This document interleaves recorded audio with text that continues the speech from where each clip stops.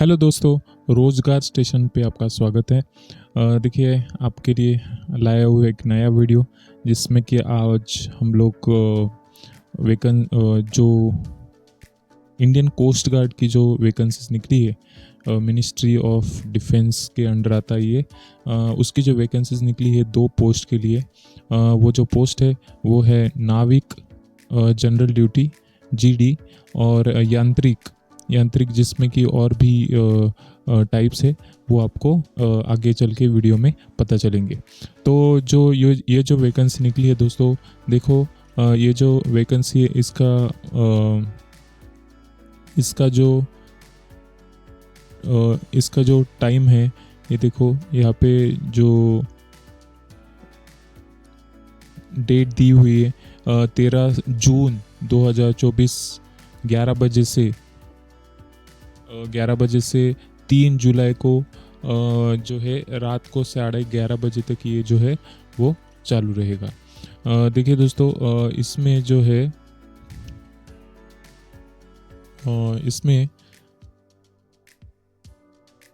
आप देखो educational qualification जो है नाविक जनरल ड्यूटी के लिए वो जो है 12वीं पास चाहिए आप। और देखिए दोस्तों, जो 2 मेन सब्जेक्ट है इसमें, जो मैथ्स है और फिजिक्स है, ये 2 सब्जेक्ट आपके होने चाहिए 12वीं में।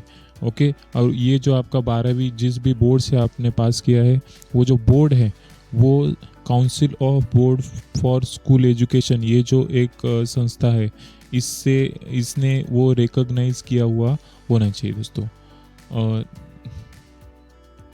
देखो दोस्तों, इसमें हम लोग अभी आगे जाएंगे।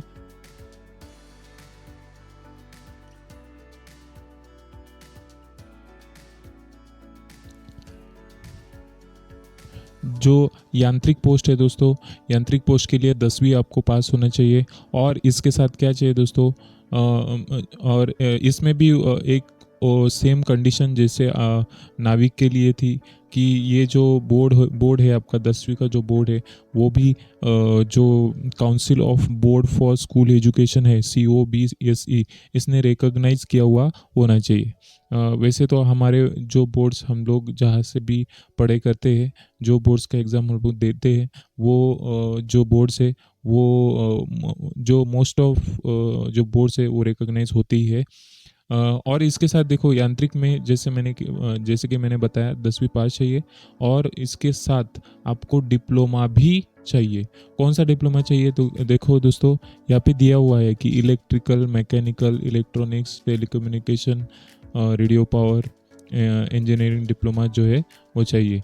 इनका ड्यूरेशन 3 से 4 साल तक का हो सकता है। जो भी ये जो डिप्लोमा है दोस्तों, ये अप्रूव होना चाहिए। किसने अप्रूव किया हुआ होना चाहिए? आपका जो all India council of technical education है, AICTE जिसको बोलते हैं हम लोग शॉर्टकट में। हाँ, यहाँ इन्होंने ये जो डिप्लोमा है आपका, ये अप्रूव किया हुआ होना चाहिए।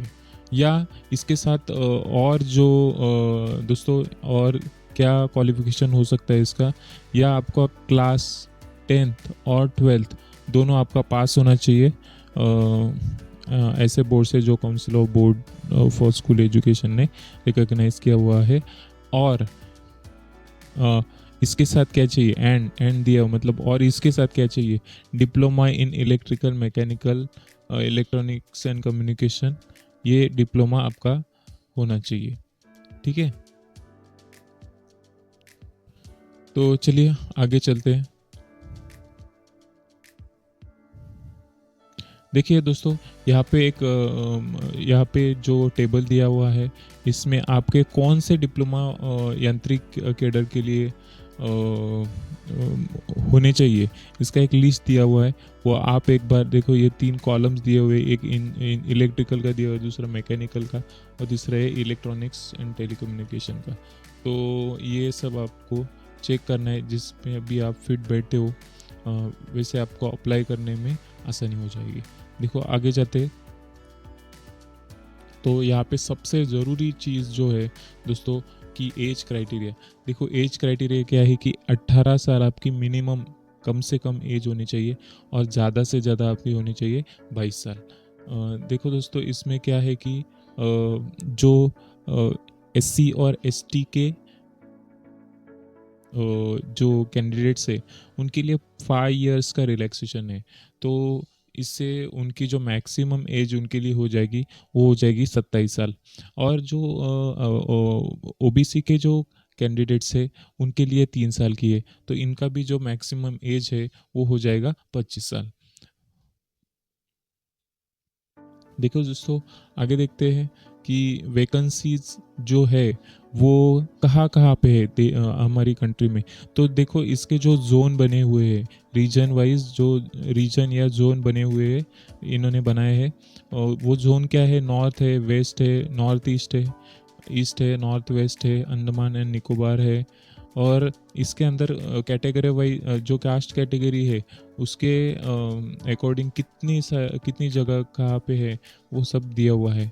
तो देखो, ये पहला जो टेबल है, ये जो पहला टेबल आप देख रहे हो, ये है जो नाविक जीडी का जो पोस्ट है उसके लिए है। देखो दोस्तों, और जो दूसरा यहाँ पे नीचे जो दिया हुआ है ये वाला, ये दिया हुआ है यांत्रिक की पोस्ट के लिए। ठीक है, तो आगे देखते हैं। जैसे कि मैंने बताया कि अलग अलग रीजन है, तो वो अलग अलग रीजन कौन सी है दोस्तों, तो ये देखो यहाँ पे दिया हुआ है कि नॉर्थ में कौन से स्टेट्स आते हैं, वेस्ट में कौन से स्टेट्स आते हैं, north east, north west, Andaman and Nicobar. Okay, so ये कौन से स्टेट्स आते हैं ये यहाँ पे दिया हुआ है। आगे देखते हैं।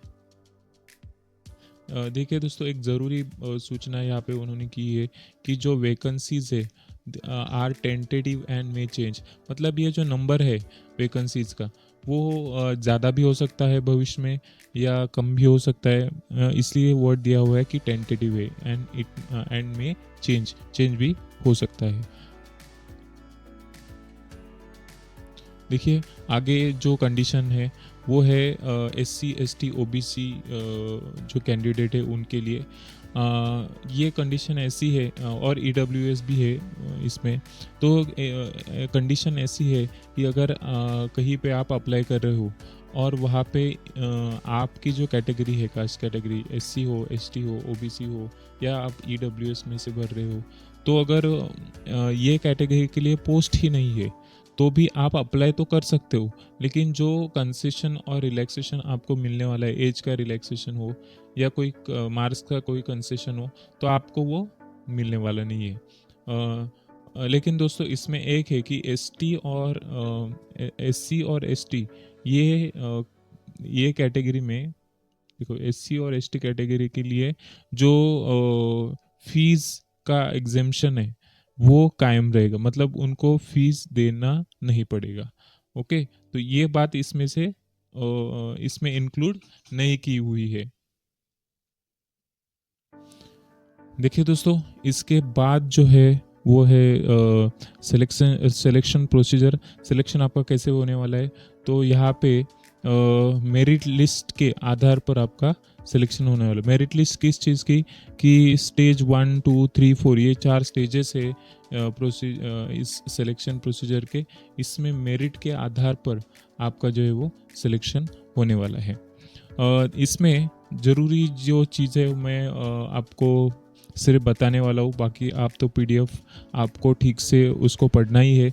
ज़रूरी चीज़ें देखो क्या है कि देखो, इसमें जो है लाइव इमेज कैप्चरिंग होने वाला है रजिस्ट्रेशन के दौरान। मतलब आप देखो, जो आप कैंडिडेट को जो अपलोड करना है फ़ोटो, एक फ़ोटो तो आपको अपलोड करना है रजिस्ट्रेशन के दौरान, लेकिन आप जब additionally live image of the candidate will be capture during the registration. तो रजिस्ट्रेशन के दौरान ही आपकी जो लाइव इमेज है वो आपकी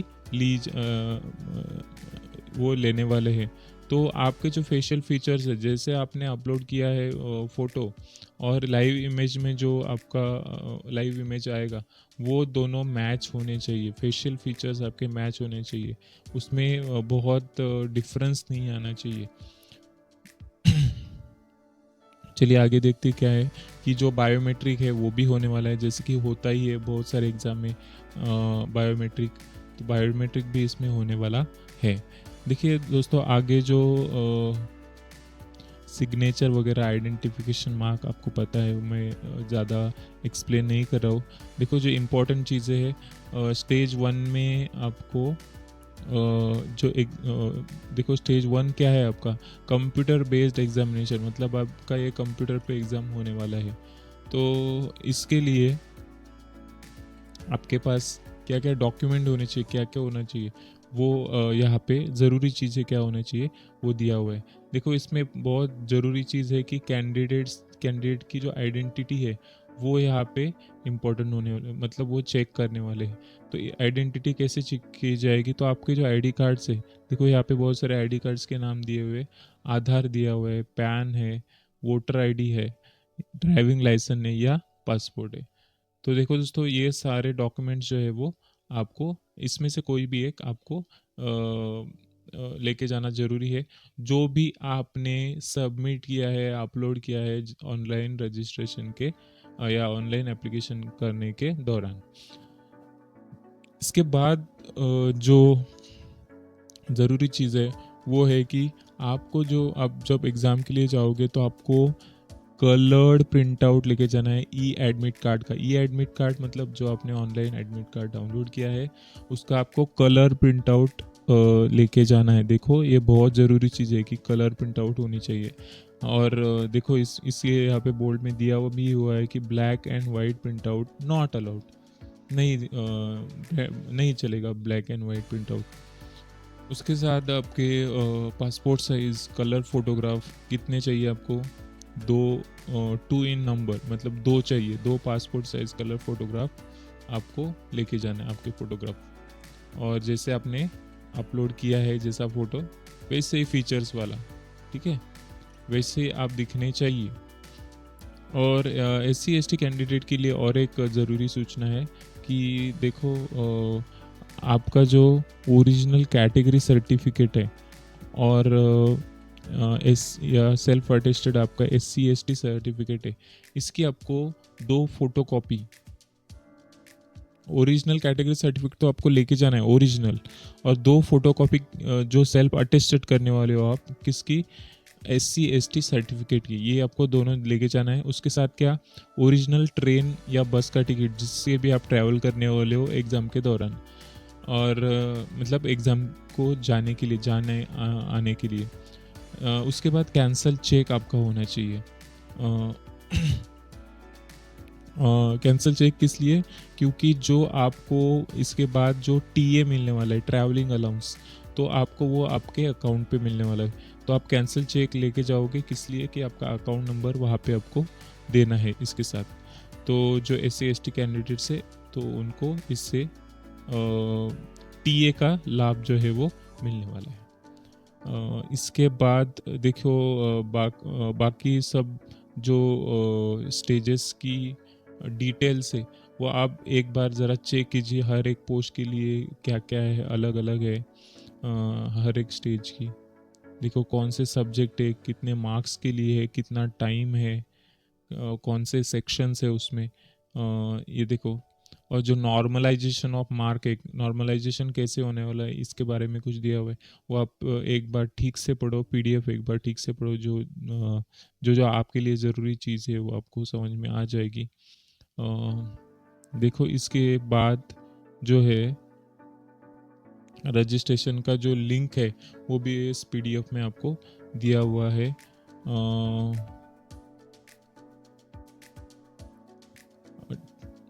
ठीक है, जो लिंक यहाँ पे जो लिंक है, देखो इस लिंक में किस चीज़ के आधार पर आपका रिजेक्शन किया जा सकता है, उन सारे चीज़ों की जो डिटेल्स है वो इस लिंक में आपको मिल जाएगी। बाकी ये स्टेजेस का, हर एक स्टेजेस का जो है वो डिटेल्स आपको दिया हुआ है। तो इसमें अप्लाई कैसे करना है इसके बारे में थोड़ा जानकारी दिया हुआ है कि देखो जो तारीख है 13 जून से ये स्टार्ट होने वाला है और 3 जुलाई तक ऑलरेडी स्टार्ट हो गया है 13 जून से, और 3 जुलाई तक ये चलने वाला है। 3 जुलाई को 11:30 बजे ये बंद हो जाएगा। देखो इसके लिए जो कैंडिडेट को लॉगिन के लिए जो वेबसाइट है वो भी दी हुई है यहाँ पे। दूसरा वेबसाइट जो दिया हुआ है देखो यहाँ पे मैं मार्क कर रहा हूँ, देखो ये जो वेबसाइट है ये आपको गाइडलाइंस, मतलब आप फॉर्म कैसा फिल करोगे इसकी जो गाइडलाइंस है ये इस लिंक में आपको मिल जाएगी। तो तीसरा हुआ लिंक दिया हुआ है आपको, ये दिया हुआ है FAQs के लिए। FAQs मीन्स मतलब आपको बार बार जो क्वेश्चन आते हैं, ये क्वेश्चन जो है वो इंडियन कोस्ट गार्ड ने एक जगह पे आपको दिए हुए हैं कि इनके आंसर जो है वो आपको दिए हुए हैं। अगर हो सकता है कि आपका भी डाउट वैसे ही हो तो आपको यहाँ पे वो आपके जो भी शंका है उसका समाधान यहाँ पे हो जाएगा।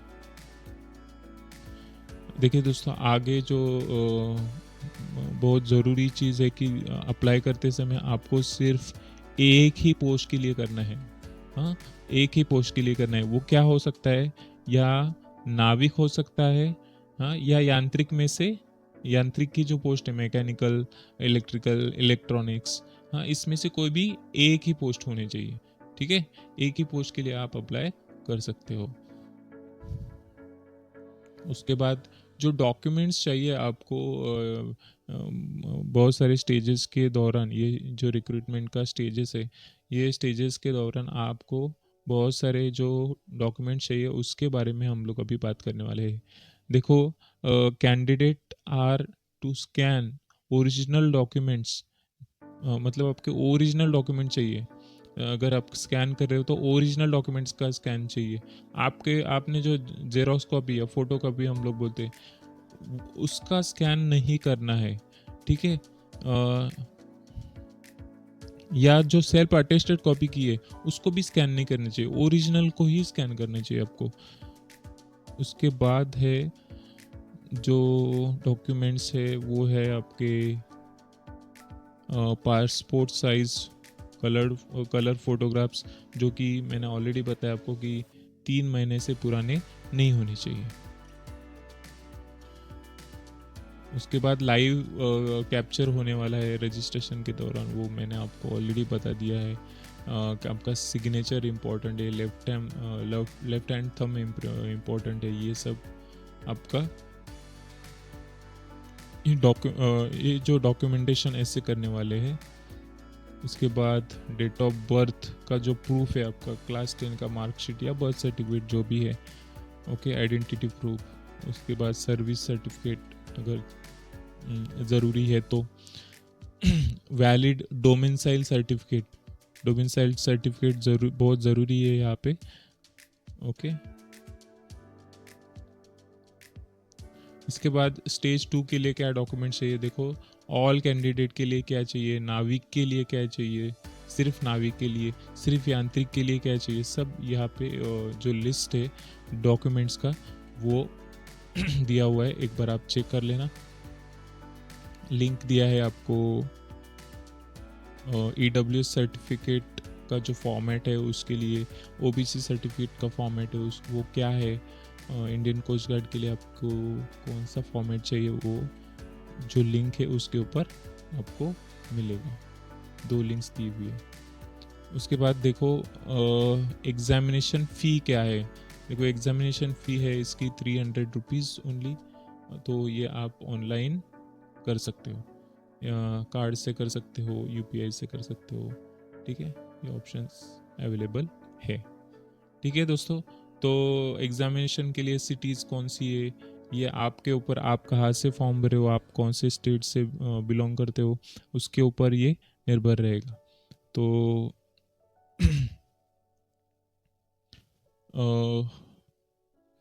तो इस तरह हम लोग ने देखिए ये 2 पोस्ट के बारे में जानकारी, जो कि नाविक और यांत्रिक इंडियन कोस्ट गार्ड की ये वैकेंसीज है। मुझे आशा है कि आप इसका आवेदन, अगर आप इसके लिए एलिजिबल है तो आवेदन इसके लिए जो है एप्लीकेशन ज़रूर करेंगे। आपको वीडियो कैसा लगा कमेंट्स में लिख दीजिए, शेयर कीजिए, लाइक कीजिए और सब्सक्राइब कीजिए हमारे चैनल को, रोज़गार स्टेशन को। धन्यवाद।